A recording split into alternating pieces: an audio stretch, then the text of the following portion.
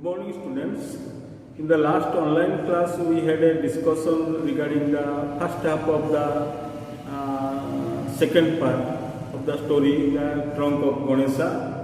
And in the first half of second part, what we had discussed, I just want to remind it before you through the question answers. Who are the members of Gobinda's family? You know, Gobinda's family refers to Gobindmana, his wife Sulochana,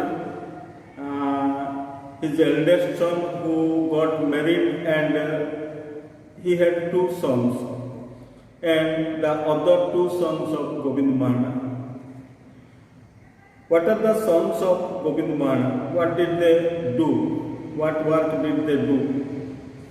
You know, the eldest son of Gobindmana was a drifter. He spent his time idle fishing in the Mahanadi for shrimp and carp.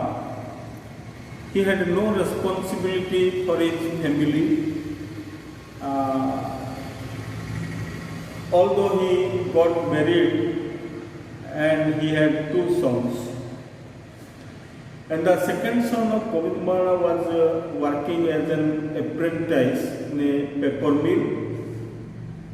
And the third son, who brought peace to the mind of Gobindmana, that is Ranju, he showed a great interest for the ancestral profession. To carry out the ancestral profession, Ranju, the youngest son, had a great interest. What changes had Govinda made in the designing of the clay figures? In the designing of the clay figures, Govinda had made a subtle change. In the designing of the clay figures, he had given the new apparel to the gods and goddesses, and he was using luminous paint, and he had endowed the goddess with a slim and curved body. Although it was the demand of the people. How did Govinda make himself responsible for the breaking of the trunk? Govind thought the things he used were not cheap. He used costly things for designing of the clay figures. He thought perhaps the demand of 250 rupees which he demanded for the large Ganesha was an unreasonable sum. That is what we studied in the first half of second part of the lesson, the story, the trunk of Ganesha. I am going to read the remaining part of the story. I would send you the page and see the page and follow the reading. The image stood incomplete to one side of the room, facing the grilled window set into the northern wall. Cracks had started appearing at several places where the clay had dried. The straw skeleton of the image showed its faults through the mud where the trunk had torn. Quickly, Ranju cleared the debris surrounding the image. He thought a fresh mass of clay and placed it before his father to knead. Govind looked closely at his son. No, there was no trace of ridicule evident on the young face, no harshness of youth, merely a mute acceptance of the movement. His glance turned to the image again.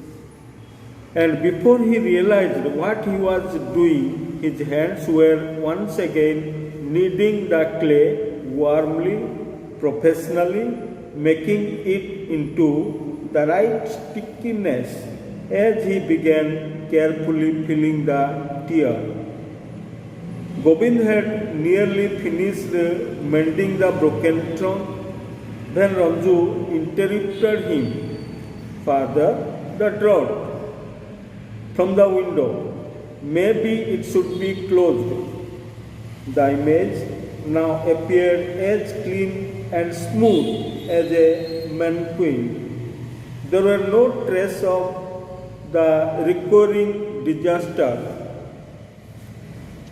The possibility of the gust of wind breaking the image was too remote, Gobind thought.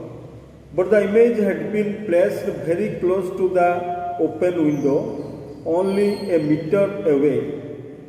He had shifted the image himself deliberately in order that more light would be available for his work, and the wet clay would dry up sooner, facing the draught of wind. But the wind could be a destroyer had never entered his mind. He decided not the wind. It seems impossible. This is the remaining part of what we read now, and I have collected some of the difficult words for you from the remaining part of the second part. Incomplete means unfinished. Cracks means breaks. Holes, breaks in the trunk.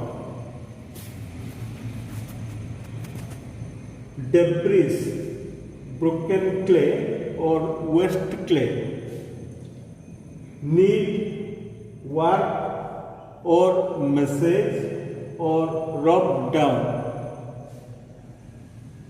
You might have seen in your house your mother knead the flour to prepare bread, that is called knead. So here Gobind Mahana knead the clay to prepare for the icons.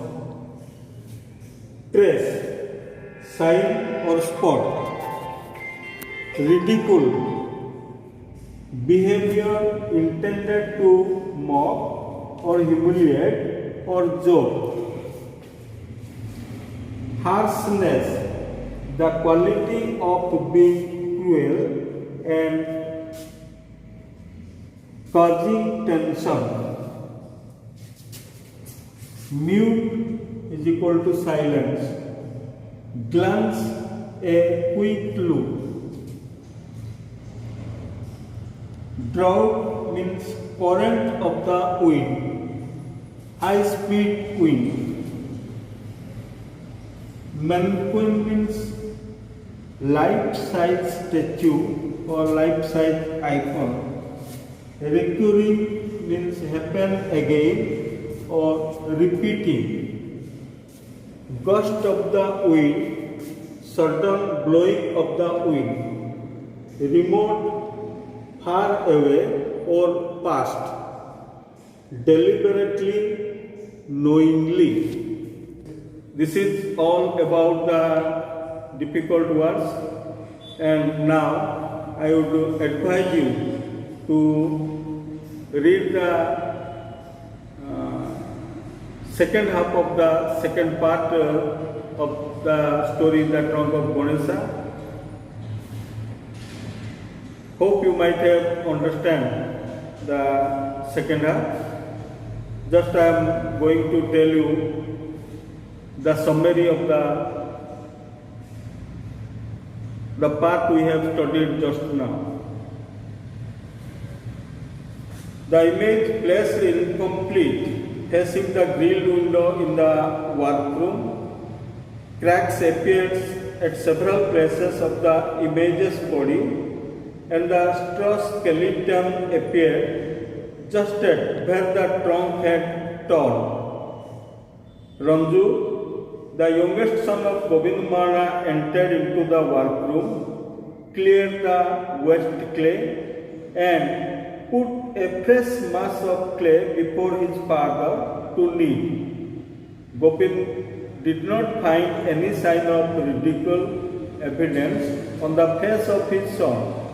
He could only feel the acceptance of the challenge in the mind of his son. So, with a new challenge, Govind started kneading the fresh mass of clay professionally and carefully, started filling the cracks appeared in the body of the large Ganesha. The image looked clean and appeared like a mannequin. Ranju, the youngest son of Govind Mahana, again suspected that it might be the wind, which is the reason of the disaster. But Govind was not ready to accept it.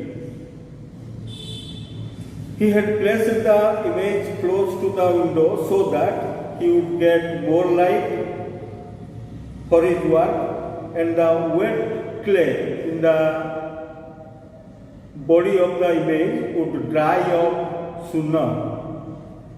But the wind could be a destroyer was not accepted by him.